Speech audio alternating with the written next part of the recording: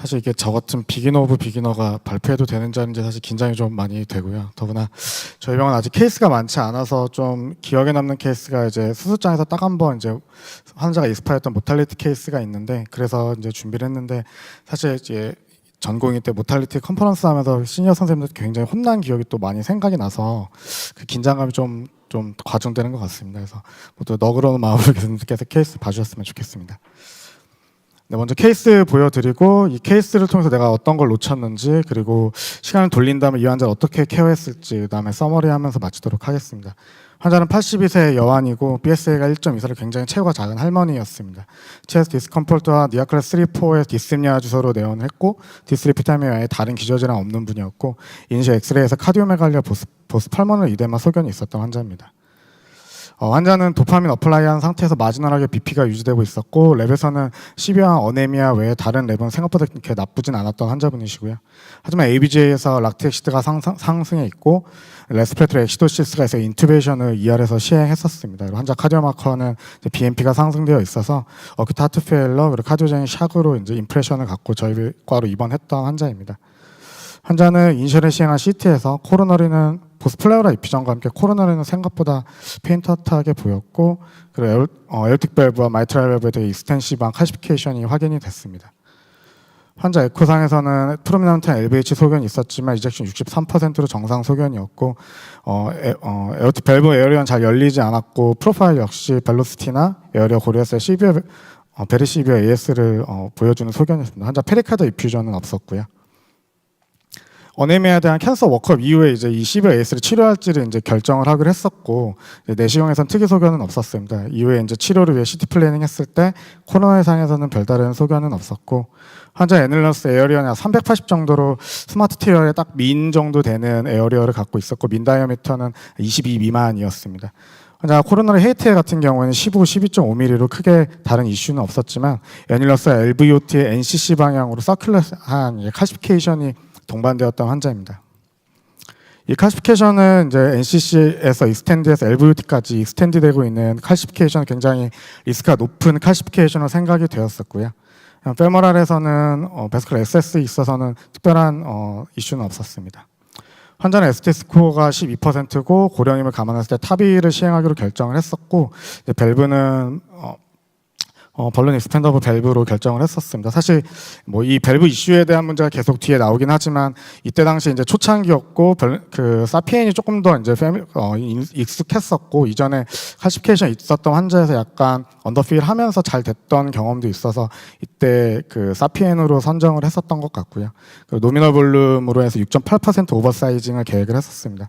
사실 칼시피케이션이 있기 때문에 조금 좀 지나친 감이 없지 않아 있다고 생각은 했지만, 이렇게 저항감이 실제 시술장에서 많이 느껴지면 1, 2cc 정도는 언더필을 했었기 때문에 그런 것까지 감안을 해서 초이스를 했던 것 같습니다.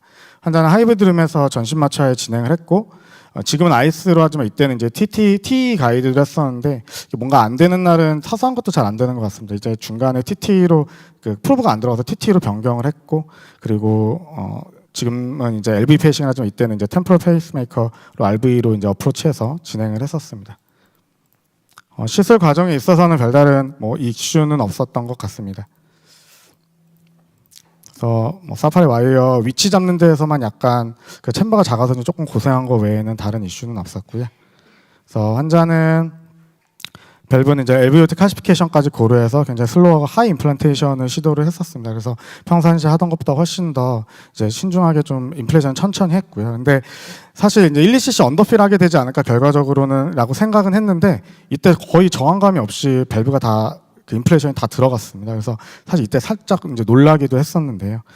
그러고 나서 이제 환자를 보는데, 환자가 임플란테이션 직후에 BP가 리커버리 되지 않는 이제 모습을 보여줘가지고, 혹시 이제 다른 문제가 있는지를 확인을 하려고 했습니다. 이제 코로널 옵스트럭션이 없는지도 확인을 했고, 그리고 럽처에 대한 생각도 이때 좀 하고 있었습니다. 그래서 좀 엔지오그램을 찍으면서 봤는데, 이제 럽처로 보이는 건 없어서 일단은 에코를 먼저 받고, 에코에서는 이제 페리카드 이퓨전 없던 페리카드 이퓨전이 보이면서 탐폰 피지올로지가 보여서 바로 페리카디오 센테시스 응급으로 진행을 했었습니다. 이후에 이게 럽처 가능성을 다시 이제 생각을 하고 있었기 때문에 밸브를 좀 돌려가면서 이렇게 뷰를 좀 돌려가면서 이렇게 그 컨트라스트가 좀 빠져나가는 걸 찾아보려고 했는데 이때도 사실 잘 보이진 않았습니다. 하지만 그 드레이니지는 약 400cc 아트리얼 컬러로 드레이니지가 됐고 드레이니지 직후에는 환자 BP가 이제 호전되는 양상을 보였지만 이후에도 드레인이 계속되면서 다시 BP 떨어지는 소견을 보였습니다. 사실 엔지오그래피는 그 스프라이눌라에 문제가 생겼을 때는 이제 디텍션하는데 유용하지만 인프라이눌라 인저리 같은 경우에 확인되지 않는 경우가 많고 환자가 임플란테이션 직후에 이제 헤모다미 인스타빌리티가 있었고 페리카디움으로 블리딩이 있었기 때문에 애뉴럴 럽처를 배제할 수 없는 상황이었고 바로 흉배과 상의해서 의심이 된다면 바로 오픈해보자 해서 바로 옆방에서 이제 오픈을 진행을 했었습니다. 그래서 이 스토노토미를 진행을 했고 이 사진은 사실 저희가 찍어놓은 게 없어서 좀 아쉬웠는데 다른 데서 좀 가져온 사진이고요. 오피 파인딩은 그 에올타 주변으로 라지 어마운트 프레쉬 헤마토마가 있었고 그 루트 아래쪽에서 펌핑하는 양상을 블리딩이 확인됐었다고 합니다. 그때 그 집도희 교수님하고 얘기했을 때는 이제 펌핑해서 올라오는 건 보이지만 정확한 위치는 확인되지 않아서 수술을 해봐야겠다라고만 이제 얘기를 들었던 상황이었습니다. 하지만 보호자가 여기서 이제 에오티 루트 리플레이스먼트나 벤타로피에 대해서 설명 듣고 좀 매시브한 워닝 듣고 나서 결국에 이 수술을 포기해서 환자는 실수당에서 익스파이했던 그런 환자입니다. 어떤 걸 놓쳤는지를 보면 애뉴럴 럽처는 사실 1% 미만으로 그렇게 자주 있는 컴플리케이션은 아니지만 굉장히 발생한다고 하면 카타스트로피한 컴플리케이션을 모탈리티를 KC 시리즈에 따라서는 50에서 100% 정도로 보고 있습니다. 에어트 루트 럽처의 피처들을 좀 리뷰 아티클을 여러 개에서 이제 제가 좀 종합해서 봤고 이 환자의 대입해 보면 생각보다 많은 리스크를 가지고 있었습니다. 먼저 서브 애뉴럴 엘보이트의 카시피케이션의 양이 굉장히 많았고 애뉴러스의 서큘러한 카시피케이션이 있었고 벌룬 익스펜더블 밸브를 사용했고 에어트 밸브 스몰 에어틱 애뉴러 사이즈를 가지고 있었습니다. 또한 피메일이었고 스몰 바디 서페이스 에어리어가 굉장히 작았습니다. 그래서 몇 가지 이거 좀 더 딥하게 환자 기준으로 해서 살펴보면 워먼과 스몰 애뉴러스, 스몰 바디 서페이스 에어리어를 같은 페이션트 피처로 본다면 이 환자는 PSA가 1.24로 굉장히 체구가 작은 환자였습니다. 이전에 약 400명의 환자를 PSA 기준으로 스몰 바디와 라지 바디로 비교했던 연구를 보면 클리니컬 에피커시에서는 차이를 보이지 않았지만 베스큘러 컴플리케이션에 에어티 루트 럽처를 포함한 베스큘러 컴플리케이션에 있어서는 스몰 바디 서페이스 에어리어 그룹에서 더 높게 나타나서 이 논문에서는 베스큘러 컴플리케이션을 굉장히 주의해야 된다라고 얘기를 하고 있고요. 또한 이게 여자니까 당연히 바디웨이트가 작기 때문에 애뉴러스도 작지 않을까라고 생각했지만 사실 스몰 바디 서페이스 에어리어 웨이트를 보정한다 하더라도 이제 여자라는 이유 하나만으로도 스몰 애뉴러스를 가진 경우가 더 많다고 합니다. 그래서 그 31명 환자 케이스를 모아봤을 때도 약 74%가 여자 환자로 오버 프레젠테이션 돼 있었고요. 프로시저 측면에서 보면 그 벌룬 이스탄불 밸브 같은 경우에 이제 디플로이먼트 할 때 저희가 굉장한 압력을 가하기 때문에 좀 더 애뉴러스 럽처의 리스크가 높고 실제로도 그 레뉴스 럽처 레이트가 더 높은 것으로 알려져 있습니다. 그래서 본 케이스는 아니지만 이렇게 블리딩이 이렇게 있는 것을 임플란테이션 직후에 있는 것을 볼 수 있고요. 그래서 이런 프리벤션에 관련된 그 문헌들을 찾아보면 벌룬 이스탄불 밸브는 좀 피하라라고 돼 있었고요. 또 한 가지 이제 오버사이징 문제입니다. 환자는 뭐 6.5% 저희가 오버사이징 하긴 했는데 우리가 그 럽처가 발생했던 그룹과 이를 매칭한 컨트롤 그룹을 비교해 봤을 때 럽처가 발생한 그룹에서는 오버사이징이 더 많이 됐고 20% 이상 오버사이징 했을 경우에 약 8배 정도의 럽처 리스크가 더 증가한다라고 알려져 있습니다. 본 케이스 같은 경우는 20%까지 오버사이징 하지는 않았지만 카시피케이션까지 고려했을 때 좀 지나쳐 오버사이징이지 않을까라는 생각은 남아 있는 것 같고 그리고 작년에 이제 교수님들 제주 밸브에서 교수님들 발표하실 때 제가 보면 양 그 회사에다가도 다 그 레프트를 요청하고 또 그 병원 내에서 이제 영상의학과에도 같이 재달라고 요청을 해서 세 개를 다 비교하면서 이제 평가하신다는 교수님들도 많으셨는데 어떻게 보면 그런 노력이 굉장히 좀 부족했던 것 같습니다. 또한 칼슘 디스트리뷰션도 이제 하이리스크 칼슘이라고 생각은 했지만 좀 더 이제 문헌에 따라서 살펴보면 에어트 커스 칼시피케이션은 럽처와 럽처 아닌 그룹에서의 차이는 보이지 않았지만 이 LVOT의 칼시피케이션 굉장히 차이가 나고 중요하다라고 알려져 있습니다. 또한 CBU한 거를 이제 그 LVOT 쪽으로 약 10mm 이상 익스텐션 된 거라고 데피니션 했을 때 이제 그 스터디 그룹에서 훨씬 더 럽처 그룹이 훨씬 더 높게 나타났고 이 환자도 10mm 이상 익스텐션을 가지고 있었던 환자였습니다. 조금 더 세부적으로 이 LVOT를 그 애뉴러스 2mm 내에서 어퍼 LVOT와 오버럴 LVOT를 나눠보면 오버럴 LVOT보다도 이 어퍼 LVOT 칼슘의 볼륨이 LT 루트 인저리에 더 연관이 있다라고 알려져 있고 본 환자와 같이 러퍼 LVOT 칼슘이더라도 넌 코로너리 커스브에 있는 칼슘이 더 루트 인저리에 더 하이 리스크라고 알려져 있습니다. 그래서 말씀드렸듯이 이 환자 같은 경우에는 이 어퍼 LVOT의 볼륨이 47mm 세제곱 정도의 볼륨을 갖고 있는데 이는 이전에 이제 럽처가 발생했던 환자들하고 비교해봐도 굉장히 높은 수치입니다. 그래서 하이리스크 칼시피케이션인 건 알고 있었지만 사실 좀 더 뜯어서 보면 정말로 더 우리가 생각했던 것보다도 더 위험했던 칼슘을 갖고 있었던 환자였던 것 같습니다. 그럼 시간을 돌려서 그럼 과연 이 환자를 어떻게 처치했으면 과연 환자가 살았을까를 고민해 보면 먼저 그럼 아예 수술을 하는 게 나았을까라는 생각을 먼저 해봤던 것 같습니다. 하지만 스몰 애뉴러스도 뭐 서지컬 리플레이스 할 때도 결국 PPM이 문제가 되고 클리니컬 아웃컴이 좋지 않다라고 알려져 있고 올해 퍼블리시된 스몰 애뉴러스 환자에서 이제 수술 테바 사바를 이제 1대1로 랜더미제이션 한 연구를 보면 하드 아웃컴에서는 차이를 보이지 않았지만 블리딩은 사바에서 더 많았고 AFib도 사바에서 더 많았습니다. 그리고 퍼머넌트 페이스메이커는 타바에서 통계적으로 유의하진 않았지만 뉴메리컬하게는 2배 정도 더 많았고요. 그래서 결국에 1장 1단의 모습을 보여준 것 같고 여기서 프라이머리 엔드포인트로 봤던 PPM이나 모더레이트 투 시비어 AR 같은 경우에는 차이를 보이지 않아서 과연 이 환자가 사바를 했었다고 해서 더 나은 결과를 냈을지 그리고 현재 가이드라인에서 스몰 애뉴러스라고 해서 다른 가이드라인을 적용하지 않기 때문에 STS 스코어가 하이 리스크이고 환자가 고령임을 감안했을 때 탑의를 잘하는 게 중요한 거지 탑의 자체를 결정한 것은 잘못된 선택은 아니었던 것 같습니다. 그럼 밸브 사이즈를 우리가 사이즈나 이제 오버사이즈가 잘못한 것은 아닐까? 사실 이제 버추얼 라인으로 보면은 칼슘까지 고려했을 때 살짝 커 보이는 느낌이 없지 않아 있습니다. 그래서 지금도 좀 아쉬운 건 이게 노미널 볼륨 6.8%에서 사실은 뭐 1, 2C 정도는 언더필 되지 않을까 했는데 이제 실제로는 다 들어가게 됐고 그래서 좀 언더필하면 좋지 않았을까, 아웃컴이 다르지 않았을까 하는 생각은 갖고 있는데 실제 이제 프리벤션에 대한 논문에서도 약 2, 3cc 정도는 인컴플리트 인플레이션 하도록 그렇게 레커멘드는 하고 있습니다. 그럼 아예 밸브 사이즈 20mm로 가져가는 것은 어떨까를 생각해 보면 사실 밸브 사이즈 20mm에 대한 경험이 많지 않고 또 이제 20mm로 썼을 때는 EOA에 대한 그런 걱정도 있기 때문에 그렇게 좋은 선택지는 아니었을 거라는 생각도 듭니다. 제가 앞서서 이 벌룬 익스팬더 밸브를 언더필 할지 오버필 할지 20을 쓸지 23mm를 쓸지 말씀드렸지만 사실 결과적으로 이 환자는 돌이켜 보면 셀프 익스팬더블 밸브를 썼어야 되는 환자가 아니었나라는 생각을 하게 되고요. 이런 세이프티적인 측면뿐만 아니라 최근에 이제 앞서 교수님들이 말씀해 주셨던 스마트 트라이얼에서 어떤 밸브 디스펑션에 대한 스페럴리티 그리고 국내 이제 레지스트리 연구에서도 이제 헤모다이내믹 프로파일이 셀프 익스펜더블 밸브에서 더 좋았기 때문에 이런 스몰 애뉴러스를 갖고 있는 환자에서 세피티적인 측면이나 이런 헤모다이내믹 에피커시 측면에서도 이 환자는 물론 익스펜더블 밸브보다는 셀프 익스펜더블 밸브이 더 낫지 않았을까라는 생각으로 마무리하는 것 같습니다. 네, 서머리 해보면 애뉴럴 럽처는 굉장히 언커먼하지만 발생하게 된다면 라이프 스레트닝한 컴플리케이션이고 이 환자와 같이 스몰 애뉴러스가 있으면서 하이리스크 칼시피케이션이 있다면 이 럽처에 대한 프리벤션에 대해서도 고민을 해봐야 될 것 같습니다.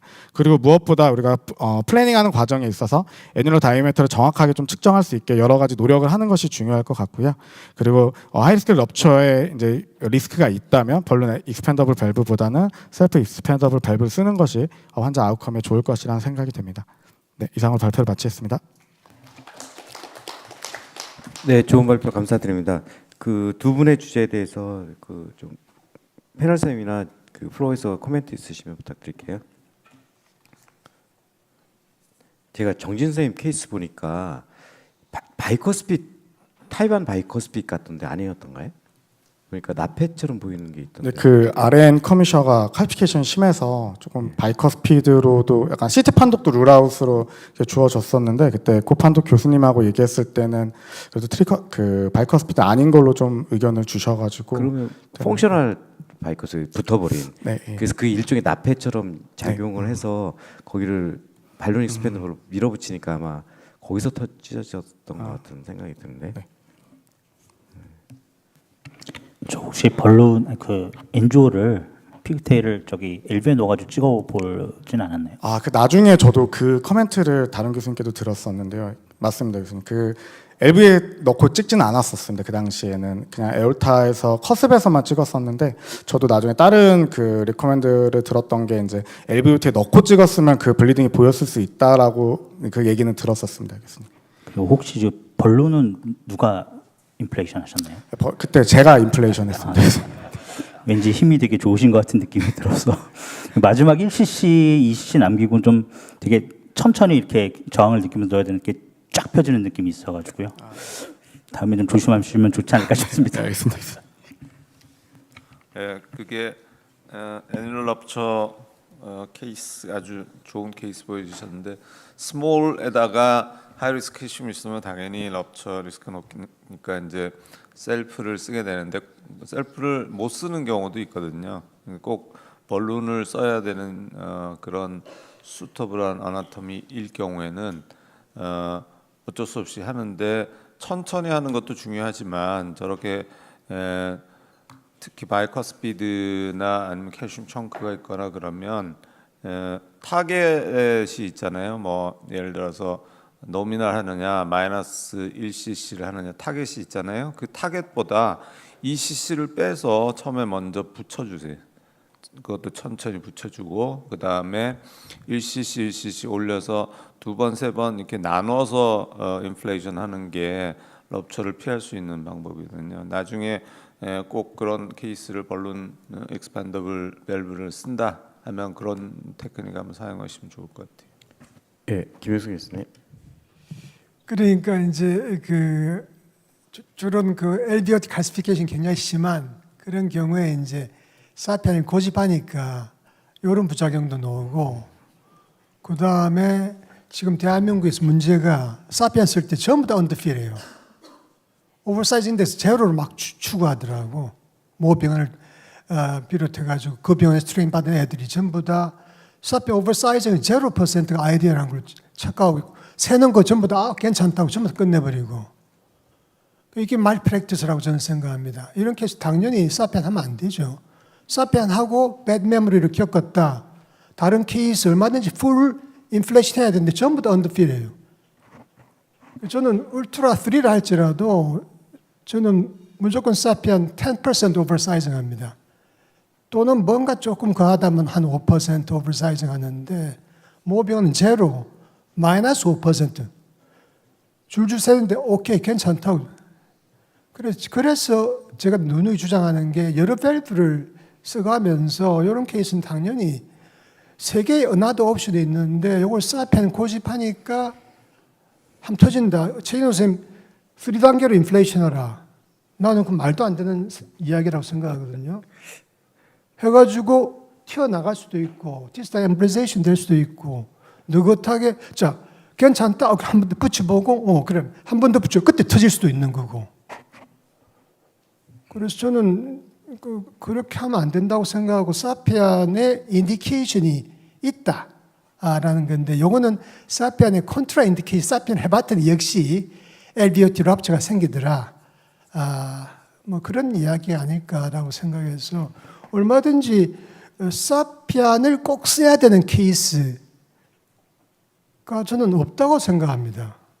얼마든지 다른 밸브를 얼마든지 돌려가면서 쓸 수 있다고 생각하는데 예를 들어서 코로널 액세시빌리티 뭐 지금 액큐레이트 나와 있고 모르겠습니다. 비브 탭이 또는 탑인 탑이 할 때 비브 탭이는 저는 사피엔 절대 안 씁니다.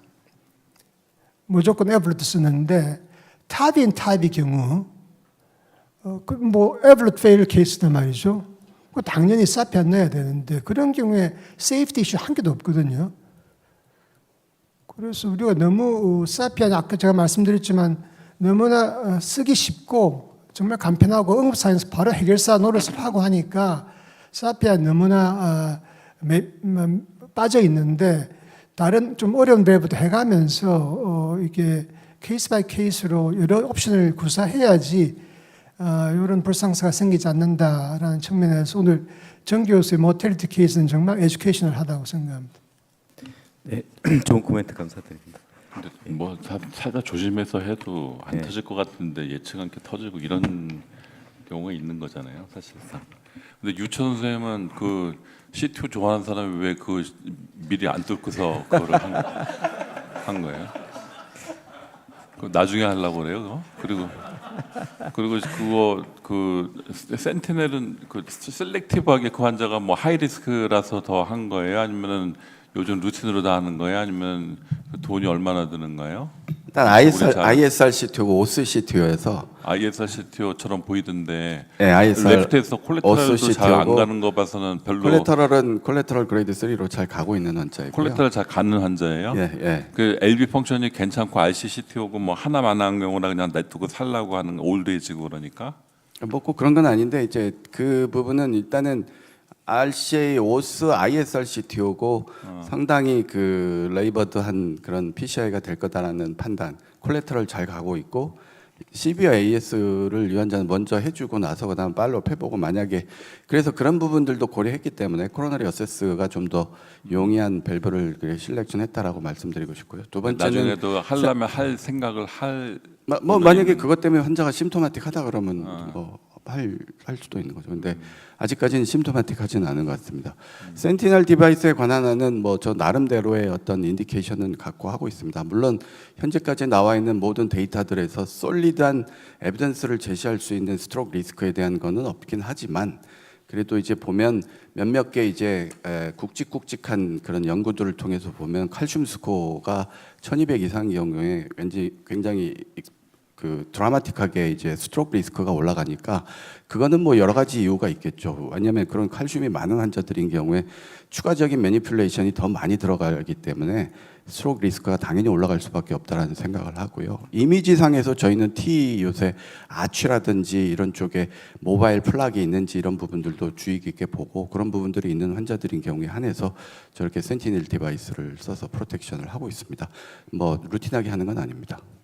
네, 센티넬이 그게 뭐 100%다 세레브럴 프로텍션을 할 수는 없죠. 이게 결국은 한 베슬은 열려 있고 그다음에 두 번째가 필터가 100% 붙는다는 보장은 없거든요. 필터가 그 잠자리체의 루프가 사선으로 붙기는 하지만 아나토미 따라서도 다르고 아스로스클레로시스 다르고 톨추어시티에 따라서 달라서 그게 100%딱 붙어 있다고 개런티할 수 없기 때문에 날아가는 거는 100% 다 막을 수가 없어서 그래서 이제 스터디에서 디베이트가 있는 건데 실제로 하이 리스크 엠볼리제이션 환자에서는 반드시 필요하다고 생각합니다. 저도. 네, 그래서 뭐 정확하게 말씀 주셨는데 그래서 이제 랜덤 트라이얼이 다 페일을 한 건데 중요한 거는 디세이블링 스트로크는 줄였거든요. 그러니까 큰 놈 날아간 건 막을 수 있다라는 생각을 합니다. 그건 맞아요. 왜냐면 그 뭐 꼭 탑이는 아니지만 제 환자도 제가 거의 매주 에바나 테바를 한 명씩은 하는데 이게 얼마 전에 그 한 번 하지도 못하고 끝난 어큐 스트로크로 그렇게 그래서 저는 제 경험상 이런 굵은 디바이스가 에올타 왔다 갈 때는 뭐 칼슘 뭐 이런 거 별 안 중요하고 이 에올타 자체에 얼마나 그 벌러러블 플락이 많으냐, 그걸 CT에서 얼마나 찌글찌글 지저분하냐, 그게 제일 중요한 것 같더라고요. 그리고 룬드키스트나 엠플라처 같은 거 와이어를 이제 이 어센딩 에올타에 왔다 갔다 하는 그 자체로도 그래서 그 굵직하고 큰 거 날아가는 거 그거가 가능성이 높은 사람들을 선택적으로 하는 거, 그래서 아주 디베스티팅 스트로크를 막는 거.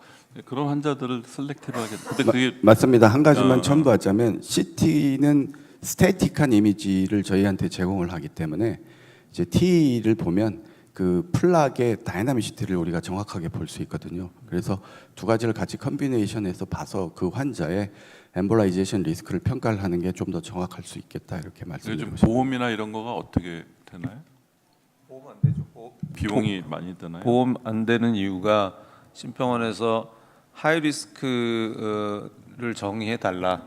하이 리스크 환자에서는 보험을 해주겠다는데 하이 리스크를 정의를 못하는 거죠. 지금 어떤 환자가 하이 리스크인지에 대해서 그냥 뭐 그러니까 페이퍼들은 조금 있긴 하지만 그걸 가지고 정의를 못하니까 심평원에서는 못 해준다. 그래서 지금은 일반 수가로 해서 디바이스 자체가 350 정도 되고 그다음에 시술료가 100만 원이 좀 넘어서 본인 부담이 500만 원 정도 하게 돼 있습니다. 엄청 비싸네요. 네. 제가 정진 선생님 케이스 보면서 되게 꼭 해주고 싶은 말이 하나 있는데요. 그 에볼루스는 그 메저먼트가 정확지 않아도 괜찮은데 사피엔은 사실 메저먼트가 굉장히 정확해야 되는데 그게 프로그램에 따라서 또 누가 측정하느냐에 따라서 베리에이션이 상당히 많을 때가 있어요. 또 CT 퀄리티가 나쁘면은. 그래서 그 회사가 보내주는 건 하나의 참조지 이게 절대적인 거라고 믿으면은 큰 낭패를 볼 때가 있습니다. 특히 오늘 같은 그런 케이스에서. 그래서 저는 꼭 그 영상의학과 선생님들을 이렇게 여러 번 이렇게 돌아가면서 재시는 거랑 회사에서 보낸 거랑 저의 개인적인 거랑 이렇게 종합해서 제일 정확한 사람이 누군지 알거든요. 그 사람 거는 믿지만 그 다른 사람 거는 안 믿어요. 근데 그런 경우 그러면 사피엔은 어떻게 하냐 그러면은 자기 그 손의 감각을 믿어요. 그래서 저는 사피엔 솔직히 오퍼레이터보다 퍼스트 어시스턴트 이 발론 이거 하는 사람이 더 중요하다고 보거든요. 그러니까 그거를 어느 선에서 멈출지 이거가 사실은 가장 중요한 사피엔 임플란트에서 되게 중요한 부분이라고 생각해요. 네, 네, 교수님들께 질문 하나 있는데 그 좀 전에 정진 선생님 케이스 같은 경우에 지금 베리시비어에서 칼슘 많았는데 조금 살짝 작은 발론으로 프리디를 하고 했으면 조금 더 안전했을까가 이제 제일 첫 번째 의문이고요. 혹시 거기에 대한 의견이 있으신지가 궁금하고, 그다음에 두 번째는 김윤수 교수님이 그렇게 말씀하시니까 되게 갑자기 죄책감이 느껴지는데 저는 오버사이징 그렇게 사피엔 쓰면서 많이 안 하고 특히 이제 장 교수님 말씀대로 실제로 저희가 예상했던 오버사이징 레이트를 가지고 인플레이션을 하더라도 저항이 느껴지면 더 안 하고 그만두는 경우도 꽤 많거든요. 근데 그래도 크게 새는 거 없고 페이스메이커 안 넣고 환자 잘 살려서 잘 내보내고 있는데 그게 잘못하고 있는 프로시저인가라고 한번 질문 드려볼게요. 제 생각에는 기본적으로 그 정진 선생님 케이스 같은 경우는 뭐 어떤 방법을 해도 사실은 그거는 안 될 것 같고 이런 경우에는 그 저기 에볼루스를 넣는 게 맞는 건데 아까 박학 선생님 케이스도 그런데 저는 스몰 사이즈드 발룬을 진짜 칼슘 많으면 살짝 하고 그 다음에 몇 번의 니캡처 하고 다시 니캡처하고 다시 펼치고 이게 사실은 더 베스트. 특히 그 아주 칼시피케이션 나페 이런데 많은 바이커스피드에는 그렇게 해서 이제 점점 찌그러진 거를 좀 넓히는 게 중요한데 사실 하다 보면 잘 맞았는데 이거를 또 이게 또 감았다 또 푸르게 좀 부담스러워서 이제 그냥 한 번만 하면은 그런 문제가 보통 많이 생긴다고 봅니다. 김효수 교수님 혹시? 아까 이제 그 최인호 쌤이 이제 단계별로 조금 맛보고 그다음 한 번, 두 번, 뭐 이렇게 인플레이션 하자는 컨텍스트하고 아까 황병희 쌤은 미리 물론 인플레이션 볼륨 정해놓고 야 그걸 왜 다 넣냐 눈치 보면서 1, 2 좀 남기지. 그건 말도 안 되는 이야기예요. 물론 우리 한정규 쌤과 같이 할 때 있어요. 쌤 이번에 1cc 더 안 들어간다고 남았다고. 그 엄청난 리지스턴 때문에 우리가 실제로 인플레이션 볼륨을 계산해가지고 우리는 항상 풀 다 넣거든요. 다 넣고 그다음 프레임 봐요. 그런데 최근에 했던 진짜 호모그라프트 환자한테 AR이 메인이고 그런데 사피아는 본인 부담으로 넣을 수 있는 시스템이 돼 있어가지고 환자들이 3천만 원 내고 AR을 사피아로 했는데 완전 SD 정션 칼슘도 많고 그다음 애널리스도 완전 서큘러 칼슘인데 쫙 했는데 1cc가 안 들어가는 거야. 그래서 끝났어요. 물론 인덴테이션이 있어요. 프레임에. 그거는 엄청나게 넣어도 강지훈 쌤이 했나? 한정현 쌤이 했나? 한정현 쌤이 넣었나? 강지훈 쌤이 넣었는데 뭐 인플레이션 볼륨 정해져 있어요. 몇 시였는지 모르겠는데 쌤 끝까지 다 못 넣었습니다. 도저히 안 들어간다고. 그래서 프레임이 언더 익스펜션 되어 있지만은 이거는 완전 펴면 뭐 터질 것 같다 해서 놔뒀는데 눈치 보면서 뭐 그러는 건 나는 말이 안 된다고 생각하고 그건 당연히 리키가 생길 거라고 생각하고 약간 오해신데요.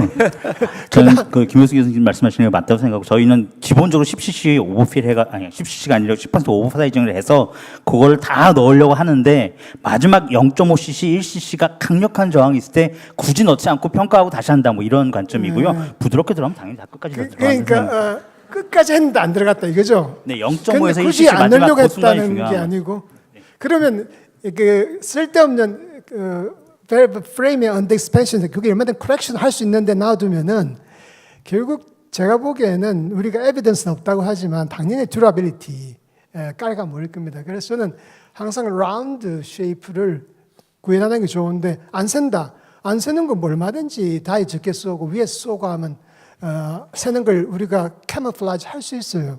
이제 프레임을 봐가지고 프레임이 특별하게 인덴테이션이 있으면 그거는 아무래도 안 좋지 않을까라는 뭐 근거는 없지만 상식적으로 생각해서 그렇다고 생각. 유출용 선생님. 김효수 선생님 의견에 전적으로 동의하는데 아니 저는 그 잘 이해가 안 되는데 칼슘이라든지 이런 거에 대한 인폼을 충분하게 얻고 나서 이제 사피엔 할 때는 오버사이징을 우리가 컨트롤 할 수 있잖아요. 그걸 컨트롤 해가지고 그건 다 들어가게 그건 다 하는 건데 그 순간에 이게 저항을 느껴서 뭘 볼륨을 좀 조정한다. 이거는 저는 좀 억울해하기 어려운 저도 저 매뉴버라는 생각을 합니다. 선생님이 억울하지 못하시는 시술을 제가 엄청나게 많이 하고 있는데요.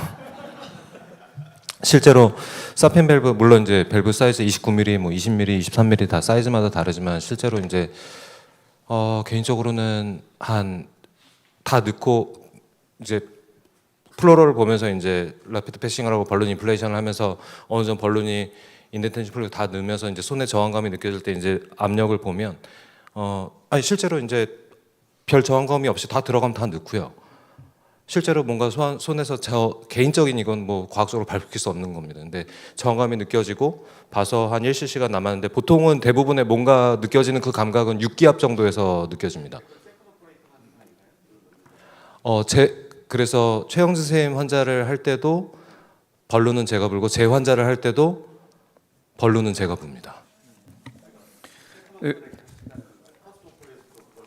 그러니까 이제 제 환자를 데리고 들어 펑처하고 다 프로그래드 걸고 다 이제 밸브 패싱하고 다 해놓고 벌룬은 제가 붑니다. 뒤에 가서.